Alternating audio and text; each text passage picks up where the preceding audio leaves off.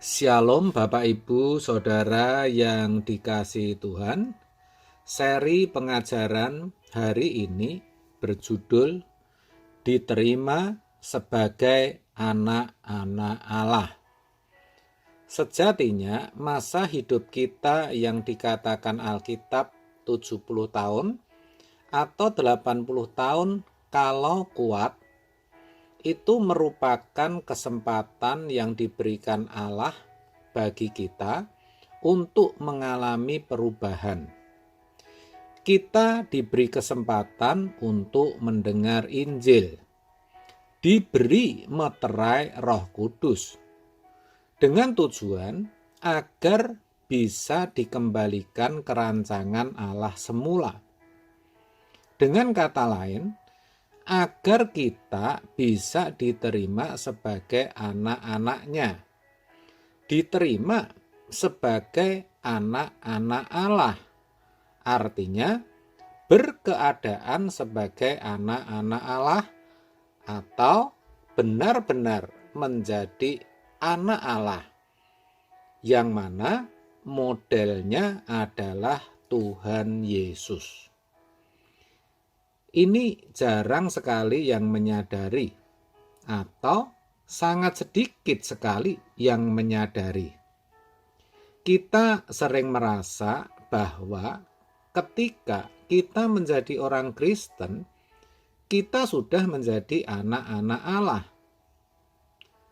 Tidak salah, bahkan siapapun boleh menyebut atau mengakui bahwa dirinya anak Allah. Yang jadi persoalan, Allah mengakui atau tidak, saudara. Jangankan orang awam, mereka yang berseru, Tuhan, Tuhan, kepada mereka pun Tuhan berkata, Aku tidak mengenal engkau. Bahkan walaupun di antara mereka sudah bernubuat, mengusir setan demi atau dengan memakai nama Tuhan, melakukan mujizat pula. Matius 7 ayat 21 sampai 23. Bayangkan saudara, tentu ini mengerikan, bukan? Itu artinya walaupun sudah menjadi orang Kristen dan mengaku dirinya sebagai anak Tuhan atau disebut orang sebagai anak Tuhan, bisa tidak diterima oleh Bapa. Itu juga berarti untuk menjadi anak-anak Allah ada syarat atau kondisi atau ketentuan yang harus dipenuhi. Dengan kata lain, tidak semua orang bisa benar-benar menjadi anak-anak Allah. Ini harus kita sadari betul, saudara. Dalam 2 Korintus 6 ayat 17 sampai 18 dikatakan demikian. Sebab itu, keluarlah kamu dari antara mereka, dan pisahkanlah dirimu dari mereka, firman Tuhan, dan janganlah menjamah apa yang najis, maka aku akan menerima kamu, dan aku akan menjadi bapamu, dan kamu akan menjadi anak-anakku laki-laki dan anak-anakku perempuan. Demikianlah firman Tuhan yang Maha Kuasa. Ayat ini menunjukkan bahwa agar bisa diterima sebagai anak-anak Allah, kita harus keluar dan memisahkan diri dari mereka. Maksudnya dari orang-orang yang tidak mengenal kebenaran, dari mereka yang hidup dalam kedurhakaan. Terkait akan hal ini, pemazmur mengatakan, jangan berjalan menurut nasihat orang fasik. Jangan berdiri di jalan orang berdosa. Mazmur 1 ayat 1. Juga dikatakan, jangan menjamah apa yang najis. Artinya, segala sesuatu yang kotor dalam pemandangan Allah, yang tidak sesuai dengan pikiran dan perasaan Allah, yang tidak berkenan di hati Bapa.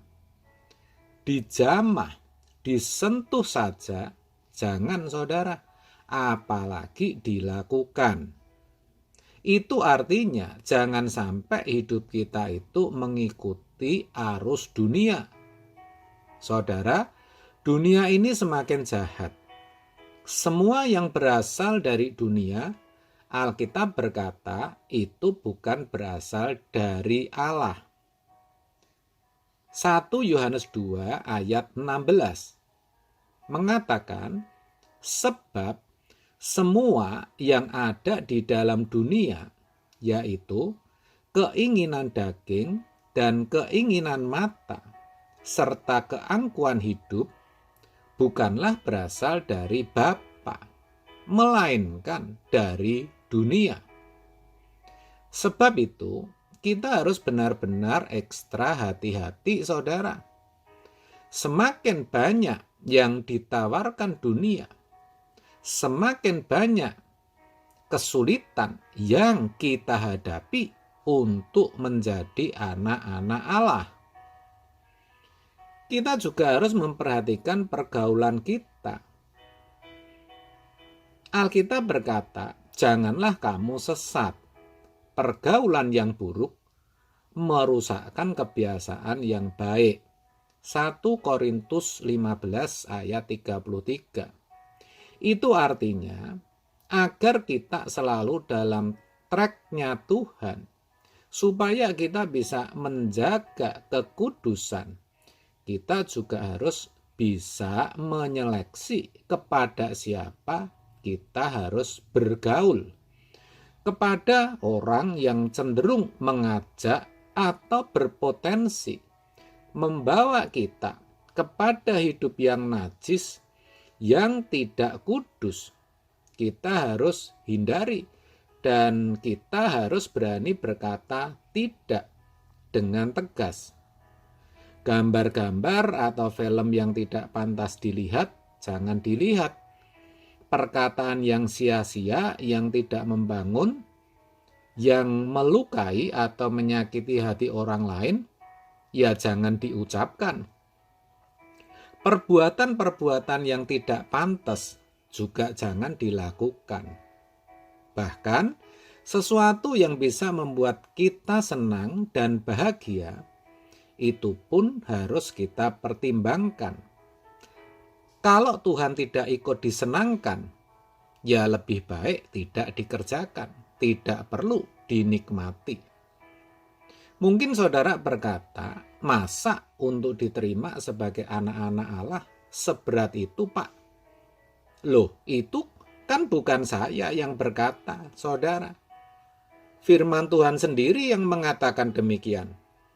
Kalau bagi saya, itu tidak berat, tetapi sangat berat dan sukar. Karena sangat berat dan sukar, maka harus kita perjuangkan dengan segenap hidup kita. Mulai sekarang, jangan ditunda, saudara. Percayalah, namanya perjuangan itu tidak pernah mengkhianati hasil. Kalau saudara benar-benar mau berjuang, maka saudara akan bisa kudus dan kelak pasti akan diterima sebagai anak-anak Allah. Amin. Tuhan Yesus memberkati.